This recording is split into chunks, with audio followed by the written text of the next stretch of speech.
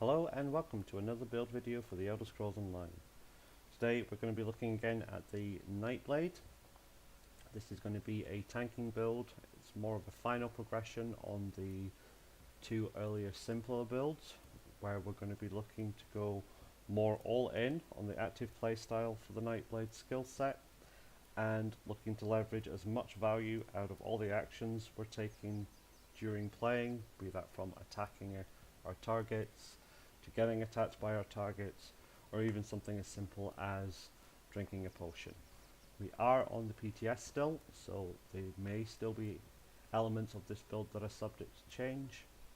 With that being said, let's dive in and take a look at our character stats. So unbuffed, on the front bar we are sat at 30,000 magicka, we have 38,000 health, and we have 19,000 maximum stamina. On the back bar we take a little bit of a drop to our health, dropping down to 37,600. For our recoveries we have 908 on magicka, 417 on health, and 611 on our stamina. Now these seem a little bit low. They are fine for how we're going to be playing this and what we're going to be working around. The magicka is the main one. The health and the stamina we're going to be managing through other means. Moving down to our spell damage, we are 2091 on the front bar, with just under 1900 on the back bar, 21% spell crit in both. Our unbuffed resistances are 26,000 for our spell resistance, and we're just shy of 24,500 for our physical. Looking at this when we buff up,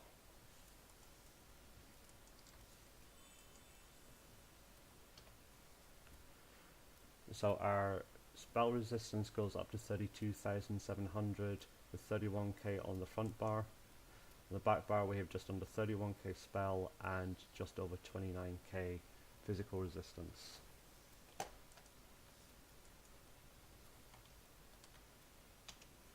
We also go up to 2,500 spell damage on the front bar with 2,200 on the back bar.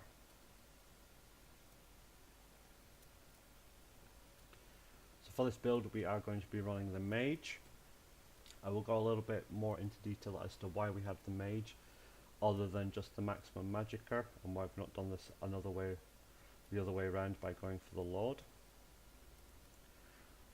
For our food buffs, we are going for a tri-stat. So Longfing pastry with melon sauce, this is the best one. Tri-stats are always going to be your go-to on a tanking build anyway, and this is the one that's most commonly available in guild stores and is going to be giving you the best return. For our potions, we'll be using primarily tri-stat again, just to give us recovery on our health, magicka and stamina. But there are going to be situations, especially once you get more familiar with the content you're doing and playing the build, where you can just go for spellcaster elixir to manage your magicka and give you a little bit extra crit, so that when your self heals are going off, you're getting a bit more self-sustain. So a little bit before we go into the gear sets. So as I said before, this is more about going all in and pushing the values we get for being a tank. Nightblade's skill sets is very rewarding for being aggressive, so when we're attacking we're getting major buffs to our defenses, our damage mitigation. We're also using active attacks to increase our spell damage. With the 5-piece heavy armor build and the passives that you have there, you're getting a bonus for taking damage, and as a tank your whole purpose is to be the guy up front taking the hits, so we're also working to leverage as much value out of that as well, and we're doing that through our gear set. So we'll start with our main armor set, which is the Ebon Cuirass. This is pretty well known tanking set. The first two pieces are going to be giving us maximum health. Our third bonus is giving us the healing taken buff of 4%. This goes well with, again, the passives for heavy armor, which are going to be giving us an 8% increase to our healing taken. So with this we get an additional 4%, and then with our champion points we should be pushing this up to about 24% additional healing taken, which will get another bonus, which I will discuss when we move on to our next gear piece. But the 5-piece set here, the 5-piece set bonus here is the increase to your maximum health by 1118 for you and your group members. So prior to this build, the other two, which were more simple, were more focused on making sure you have everything you need to stay alive and stay functioning. We're now bringing increased group utility here. So with this gear set, it's not the one that's going to give you the most health, but it's the one that's also going to be helping you buff up the survivability of your teammates. So moving on to the next, the monster set. So we're running Malabeth here. For the 1-piece we get 1200 maximum health, and then on the 2-piece bonus, this is where we're kind of leveraging our playstyle.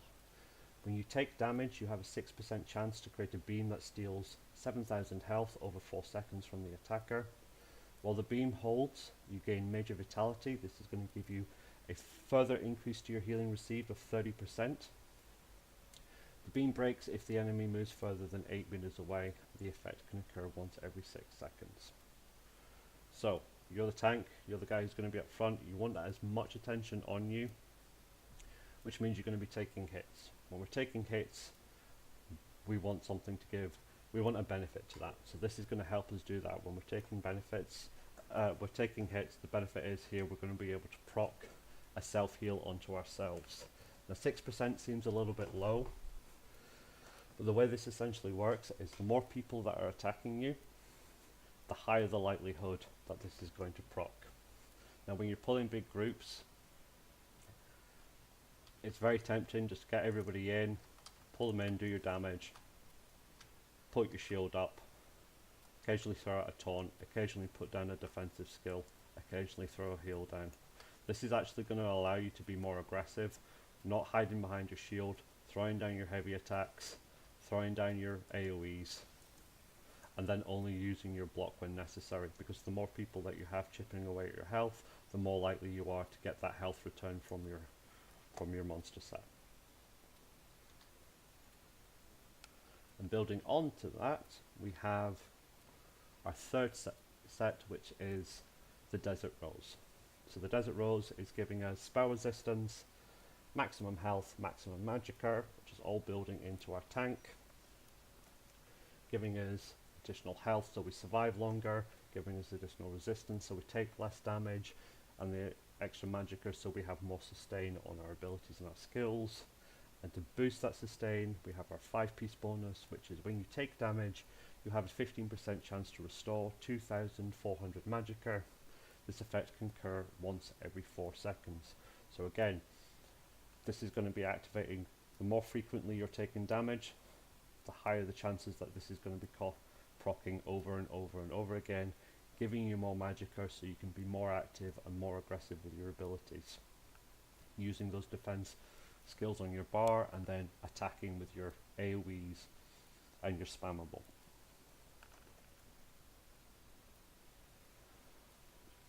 So we'll have a look at the traits now. Before we do traits, we'll just go quickly over the glyphs we have in the armor. We're running maximum magicka on the helmet and the belt, with tri-stats on the other 5 pieces. All 7 pieces of your body armor is divines. Now the reason we're going for divines is because we're using the Mundus Stone Mage to increase our magicka. Not being able to get a divine trait on a drop, or if you haven't got the resources at the time to change your trait sets, it's not going to have any impact on your health. You can get away with lower magicka than what we've got. Sorry, excuse me. You can get away with lower than 30k magicka, but we want to be keeping our health for tanking up at that 38k mark.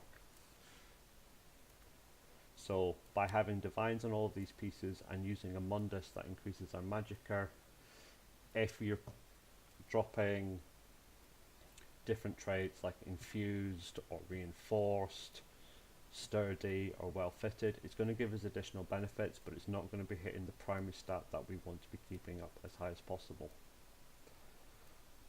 When we look at our jewelry, we have 2 infused with spell damage, 1 arcane with magicka recovery. Now, which one's arcane doesn't really matter. And it's a bit weird having it on the Ebon. I've done that for aesthetics. It's just, I like to have my 2 rings infused with the spell damage and the magicka on my necklace. Again, this is so we're keeping our health, and the stat that we can afford to have a bit lower than what it currently is the one that would be affected, as our jewelry is going to be amongst the last pieces that we're going to be making legendary. It's a lot easier to make legendary armor than it is to make legendary jewelry, certainly as far as paying for materials from the guild stores. So this means that you're not impacting that primary stat of health. When we look at our weapons, front bar, we have Nirnhoned. This is just to keep our spell damage up. You want to be sat on about 2000 spell damage. You're not going to be in groups all the time, so it makes running that content, especially with the new chapter coming out, there's going to be a lot of story content for you to go through. Having that 2,000 to 2,500 spell damage is just going to make it go that much quicker and easier.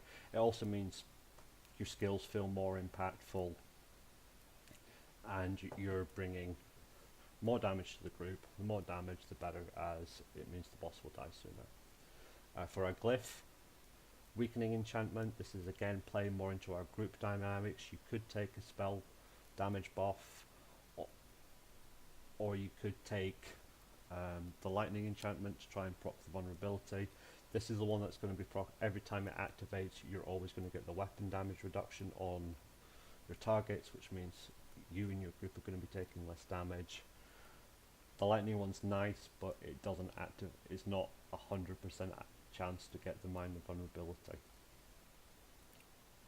On the back bar, we have an infused ice staff, so we don't run a taunt on the back bar. This will give us a ranged taunt when we heavy attack. We also get a bit of a damage shield, which is essentially 5 seconds of additional temporary hit points, so that's going to make up for a slight hit point drop on the back bar. We have the Crusher enchantment. This is going to again further reduce the target's resistances, thus giving us more damage as a group. Another option for this is you could go chilled, which would help with some of the CC which the back bar brings, but I find infused works the best. And for our shield, we've gone a sturdy with a maximum health enchant. The maximum health is to, again, push this up. On a front bar, we have a heal that scales off our maximum health, so we do want to make sure that that maximum health is sitting nice and high on the front bar. And the sturdy trait is this is going to play into our blocking. Now, this isn't a perma block build. The whole idea is to be a bit more active, be putting more damage out there, using your skills a bit more. The Nightblade class rewards you for when you're doing that, so you want to be doing that, but that doesn't mean you're never going to block. So that 4% is a nice bonus on top of what you're going to be getting through your passive skill lines. Speaking of passive skill lines, we will now move on to those. So we'll start off with our racials. This is tailored towards the node. As with anything, you could go any race, but the node really plays into what we're trying to leverage with this build. First one's going to be giving us maximum health. We also get cold resistance increase and immunity to a status effect. The cold resistance is nice, isn't going to be coming in that often. It's mostly the health that we want here. Stalwart, this is the one why we've gone, one of the two main reasons we've gone Node. It's maximum standard by 1500, but key one here is when you take damage, you gain 5 ultimate. This effect is going to happen every 10 seconds. So again, you're the tank, you want everyone's attention, you're going to be getting the damage, so let's leverage some bonuses to taking all of that damage. Extra ultimate generation, and then with our gear we're going to be getting some extra resources and some extra healing. And then last but not least we have rugged in here. This is going to increase your physical and spell resistance by 3960. So this is really nice for tanks. If you're going to run a tank, any race that gives any bonuses to either physical or spell resistance is always desirable. This is really nice because it gives you both, which means you're freer with some of your CP allocation. Onto the class passives. So our skill bars are set up so that we have shadow, siphoning and assassination skills on both bars. So you do want to make sure that you're getting all of your class passives. One of the main draws on assassination is obviously hemorrhage. This means whenever you deal critical damage, you're going to give yourself and your party minus savagery, which is going to increase the weapon critical rating by 1320 for 20 seconds. So you scoring crits is going to not just improve your critical damage, but it's going to improve your group's critical damage. Shadow, this is your main tanking line. So we're going for with refreshing shadows. This is going to give us increased health, stamina and magicka recovery. Shadow barrier, this is sort of the unique feature to how you play tanks on Nightblades. Every other class will be getting their major resolve and their major ward through an active skill. So an active skill are the ones which we have down here in your bars. Whereas it works a little bit differently on the Nightblade. You proc this buff by using your shadow abilities. So by attacking with your shadow abilities or by using your more defensive shadow abilities, this is what's going to be giving your major buff to your resistances. Your resistances being very important to your tank. Now, as it is a passive, you do have the shortest duration. I think all the other classes run theirs on an active ability. It lasts about 20 seconds. Maybe a little bit longer, maybe a little bit shorter, but I know it's around the 20-second mark. For the Nightblade, you're going to be getting this bonus for 13.5 seconds, so you do need to make sure that you're consistently being active by using your shadow abilities. Then have our dark vigor, sorry. This is going to increase our maximum health by 3% for every shadow ability slotted. So we've gone for 2 on the front bar, as we have the health enchantment on our shield, and then on our back bar we've gone for 3, just to keep it so that it's as small a difference between front and back. Dark Veil, this is just to increase the duration of your shadow abilities. This is going to be important for one of our skills on the back bar. It also is important for our main buff and heal on the front bar. Siphoning, so starting off with Catalyst, like I said before, we want every action to have some benefit. Even if it's just drinking potions, we want to get more than just the health, the stamina and the magicka back. This is also going to be giving us ultimate. So your potions are now restoring ultimate on top of all of the resources. Magicka Flood, as long as you have a siphoning skill slotted, you're going to get 8%. So we have the one on the front, one on the back. Soul Siphoner increases your healing done. You are doing some self-healing, and with a little bit of group healing on this, so this is nice to have just to give it a little bit more. And then we have transfer. So with our abilities, we're going to be when we're casting our Siphon abilities, we're going to be buffing ourselves and generating ultimate, or we're going to be dealing damage and generating extra ultimate. Again, maximum value out of every action that we take. Don't sit back. You want to keep using your abilities and pushing forward, and that way you're going to be getting the maximum return. So in our weapon, we have Sword and Board on the front bar, so we want all of the passives here. We have an Ice Staff on the back bar, so we want all of our passives here. For armor, we want everything in heavy armor. We are wearing 5 pieces of armor, so we want everything applies to us. Medium armor, you only need the top 2 and the bottom 1. Agility doesn't apply as we don't use 5 pieces. Improved sneak isn't needed because you're not going to be sneaking around as a heavy armor tank. Then on light armor, you just need the top 3. Bottom 2 won't apply as you need 5 pieces of light armor equipped, and these are going to give us a little bit extra resistance, a little extra recovery, and a little reduction to our sprint costs and snares. Onto the world. Soul Magic, bottom 2. This is going to allow you to revive for free every hour, and every time you kill an enemy, if you've got a empty soul gem in your bag, this is going to give you a 10% chance to automatically fill that soul gem without having to use your soul trap. Onto the guild. So for the Dark Brotherhood, Shadow Rider, I got asked in Discord why I keep saying this one. This is just good for when you're riding around. So aggression radius from hostile monsters is decreased by 50% while mounted. It just means when you're running around in game, it's going to take longer for the mobs to aggro on you, which means you're less likely to get attacked, which can be very annoying when you get hit by mobs with snares and slows.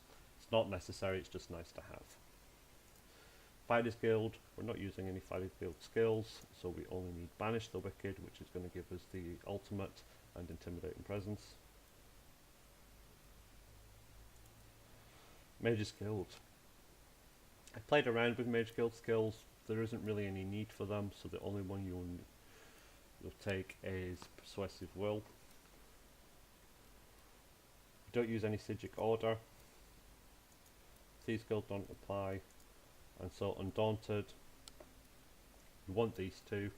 Undaunted Command, this is going to give you extra bonuses to your sustain when you activate synergies.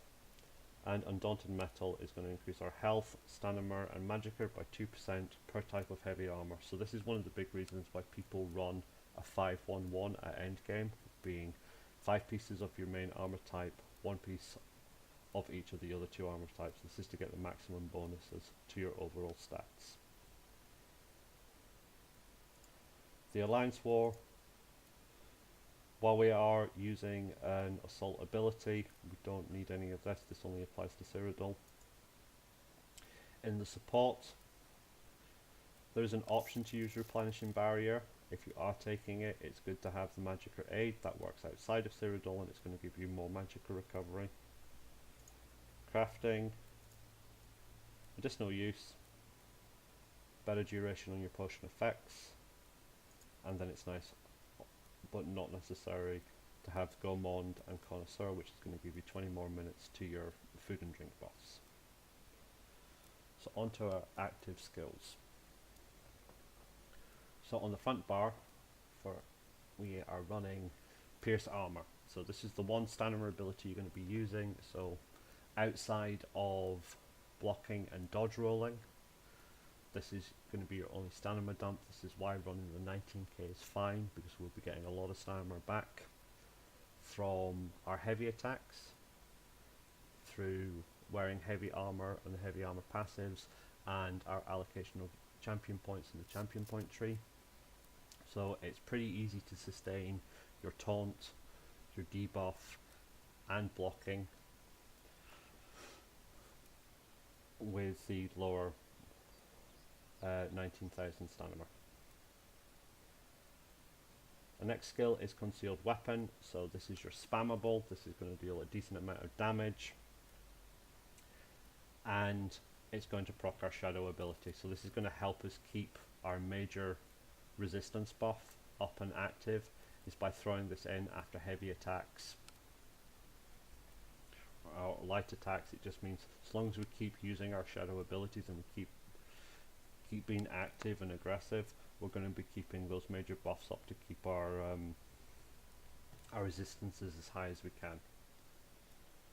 Next skill is Sap Essence. This is our AoE ability. This is going to hit everything around you for 5,359 damage, and crucially it's also going to give you a bit of self-heal. This self-heal is going to scale off the number of enemies that you hit by 20% for every one after the first, and every time you use this ability you're going to get your major sorcery. This is what's going to increase our spell damage. Again, this is sort of how the Nightblade themes. The more active you are and the more attacking you are, the more benefits you're going to get back.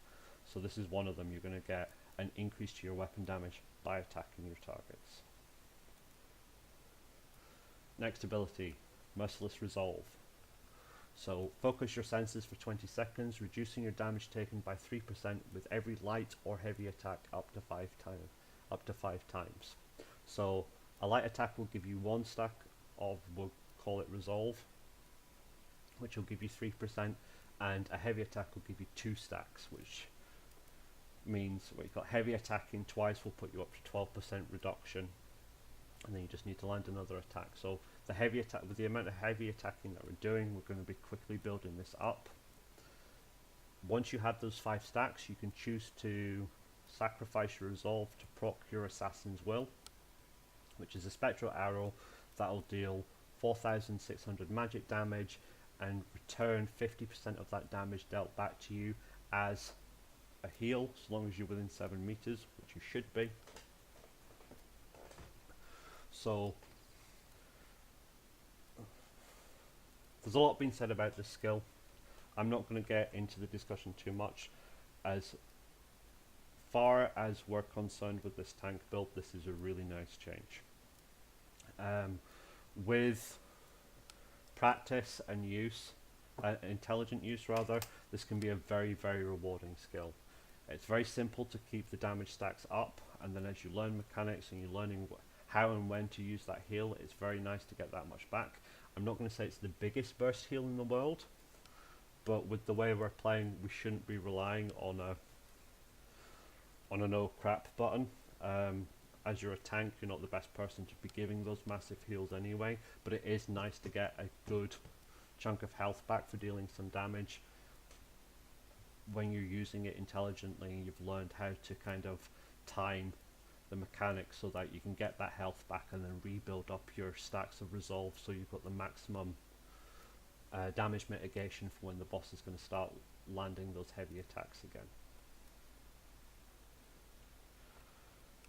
Also, again, this is playing into this sort of theme, is when we're attacking our opponent, we're not just getting damage onto the target, we're also getting our resources back, be it stamina on our front bar or magicka on our back bar, but we're also making ourselves harder to die because we're getting the increase. So again, active play, maximum returns and benefits. Our last skill is Dark Cloak. So this is going to give a heal based off our maximum health for 8 seconds. It's going to give us minor protection, which is going to reduce our incoming damage by 8%. So this works nice with our other damage mitigations. And again, it's a shadow ability, which is going to proc our dark barrier from the shadow passives, which is going to be giving us our major ward and major resolve. So this is going to help not just give us mitigation through the minor protection, not just give us survivability through the heal, but it's also going to be activating our major resistance buff, which is going to help keep us alive and on our feet. Onto the ultimate. So we are using Aggressive Warhorn. So as stated at the beginning, we want to bring more group utility to what we're doing now, and this is a really good ultimate for that. So when you sound the Warhorn to rally your forces, it's going to increase your allies' max Magicka and max stamina by 10% for 30 seconds. This is going to give them better sustain and better damage. And building into that again, you and your allies will gain major force, increasing your critical damage by 15% for 9 seconds. So while you may not crit that much, your DPSs are going to have pretty respectable crit rates, so getting that extra critical damage, and especially if you're proccing your hemorrhage from your assassins, so we can give them extra critical chance and we can give them extra critical damage. Moving on to the back bar. So, as I briefly stated earlier, there is no taunt on this bar. As nice as the Undaunted Inner Rage is, I don't think it's particularly cost effective when we can just heavy attack and sorry, excuse me, I'm still recovering from a cold. When we can heavy attack, get resources, get a damage shield and taunt. So we're not running that on the back bar. What we are running though is siphoning attacks. This is going to give us health and Magicka return on fully charged on light attacks, and fully charged heavy attacks are going to restore twice the value. Again, we're going to be heavy attacking a lot to make sure that we're getting our stamina back, we're getting our Magicka back, we're quickly restacking our resolve so we get that extra damage mitigation. So this is really nice. The best way to use this is to allow it to run for its full duration. So once it expires after 20 seconds, it's going to give you an additional 4,270 Magicka returned, which means essentially if you can keep it running that way, it pays for itself and you're still getting all that additional sustain on top. The next ability is Blockade of Frost. Slam your staff down. This is going to put an AoE damage over time effect on the ground. It's got a slight snare on it, so it's going to reduce everything's movement speed by 40. With it being ice, there's a chance to, on damage, to chill your opponents, and if the opponents are chilled, it will immobilize them for 4 seconds. This is why I said before it could be an option to take a charged staff instead of an infused, as a charge will increase the chance for you to give the chilled status to your targets. The chilled also will put a minor maim down. I still think it works better with the infused, but it is an option there for you. The next skill, Mass Hysteria. I've said it before, this is something that we were really missing. This change is really good. It's going to give an AoE stun essentially on 6 enemies where they're going to be cowering in fear for 5 seconds. So cowering fear means they're not going to do anything, they're not moving, they're not attacking. You can lock them in place.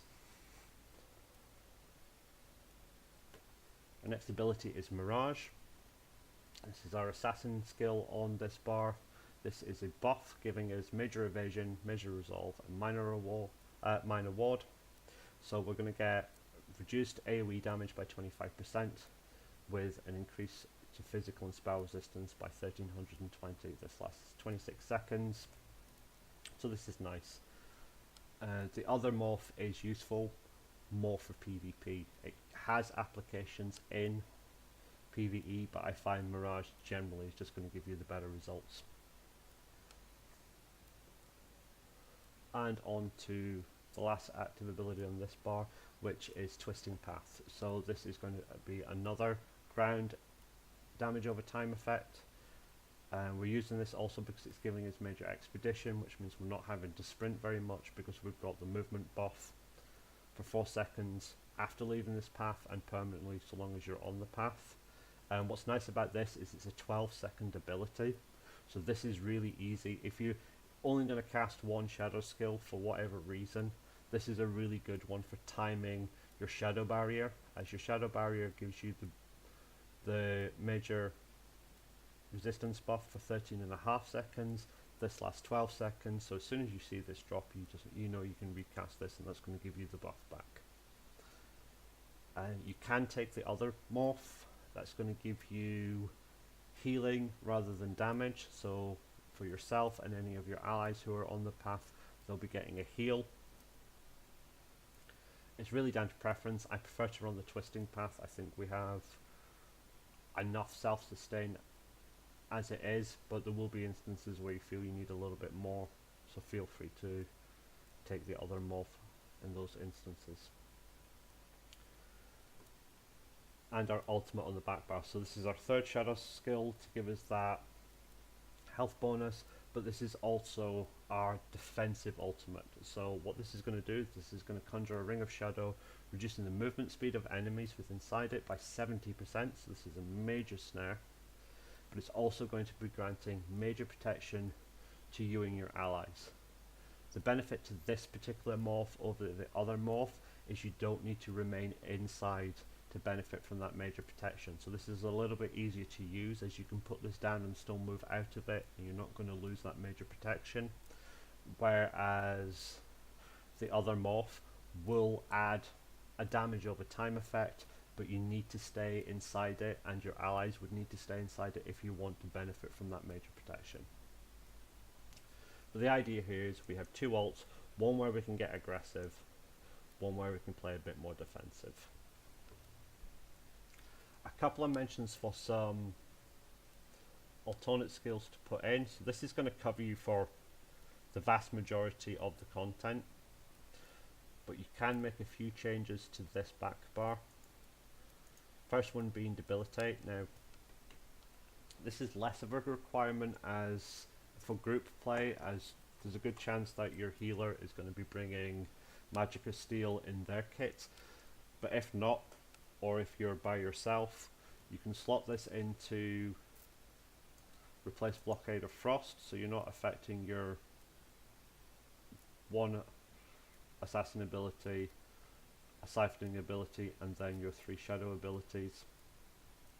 And this is going to give you a single target damage over time. It has a snare on it, but it's going to give you that minor Magic of Steel, which means every time you deal damage, you're going to get 300 Magicka back, and that applies to everyone who deals damage to your target. And the other one is Dark Shade. And this in for your Mass Hysteria. So there's going to be instances where your fear isn't going to be applicable. Either you're fighting a boss who doesn't spawn any adds, or it's a boss that's spawning adds that are immune to CC. This means that you're bringing a little extra damage. It has minor maim on it, so you're going to be reducing the damage dealt by the boss. It also gives you the option, if you just want to be running 2 dots, to put the heal over time morph on your twisting path.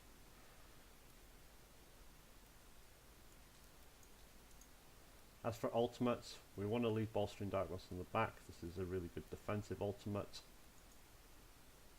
But we can also go for Replenishing Barrier on the front bar. So what this is going to do, this is going to give a really big shield. This will more than cover your DPS's and healers' health bars. We've gone for Replenishing Barrier rather than the healing morph, because this is going to play into again getting maximum returns. We're going to get ultimate out of this, we're going to get Magicka out of this every time our ward dissolves, so it's going to help us rebuild that ultimate back.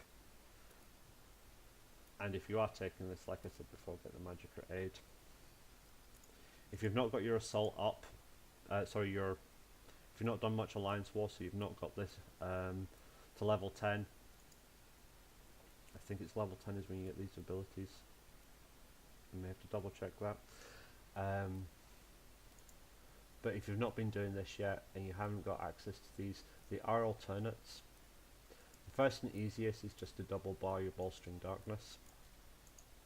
That way you're not worrying about getting caught on the wrong bar when you absolutely need to cast it. Another option is your one-handed shield. This is going to give you a free block for 7 seconds. This morph will give you reflects on all projectiles.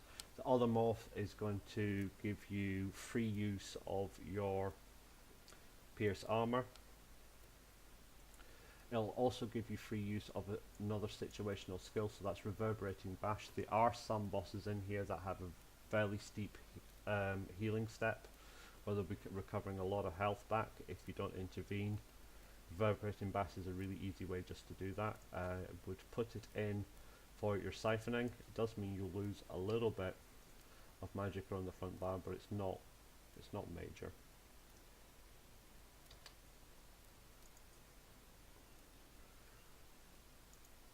Or if you're running by yourself, I'll go for Soul Harvest. So this is nice damage. It increases the damage you deal to whatever you hit with it, and every time you kill something, it's going to give you some more ultimate. So again, we're pushing that value, we're pushing that return.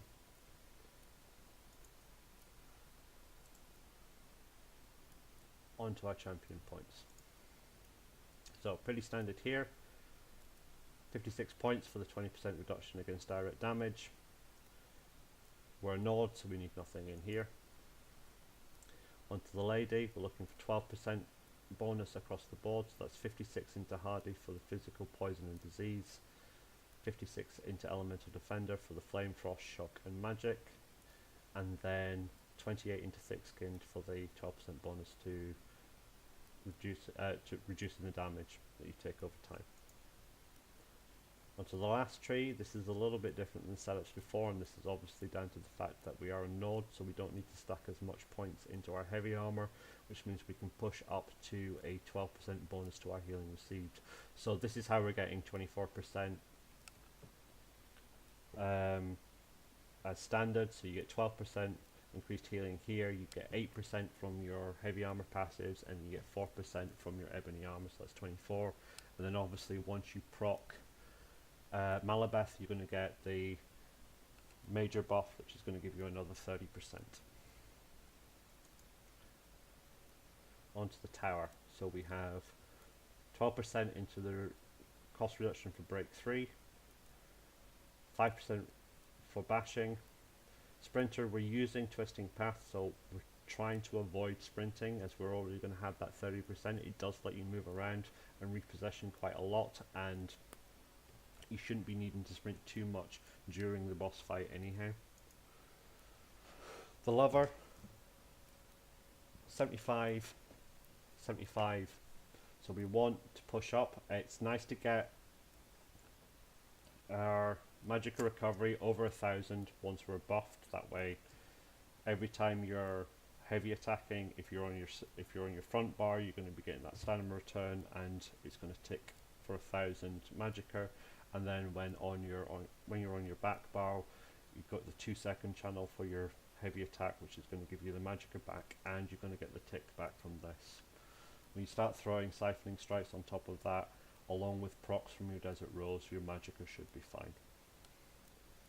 And this, again, this is the main way we keep our stamina. We get a lot of stamina recovery through our heavy armor passives, through getting the 14% here, and the fact that we're using as minimal stamina in our skills, so we can keep it for blocking, dodge rolling, breaking free. On that we have 12% cost reduction to our blocks, to our dodge rolls, sorry, and a 20% bonus for 56 points into shadow reward for our blocking.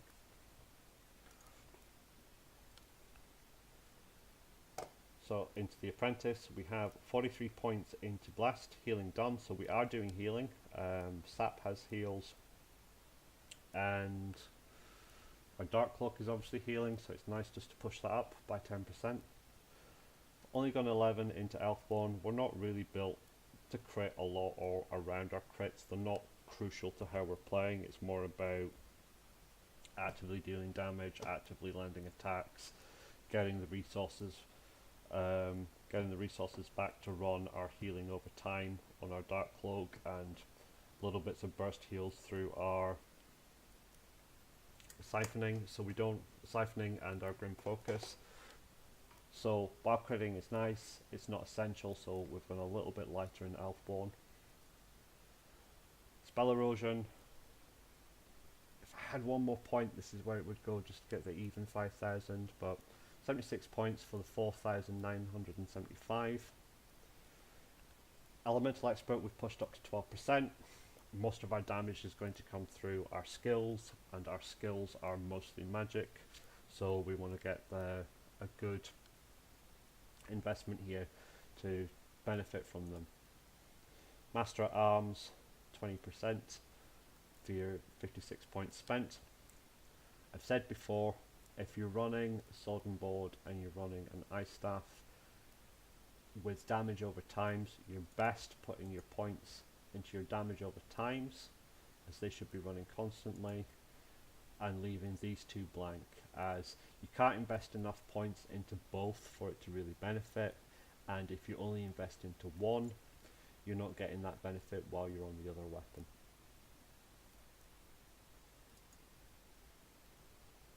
And as I showed you before, we've got 28 points in Thaumaturge. This is going to give us a boost to our damage over time effects. Sorry. So, that's it for today. So I'm really enjoying this. This is really about taking advantage of how Nightblade plays by being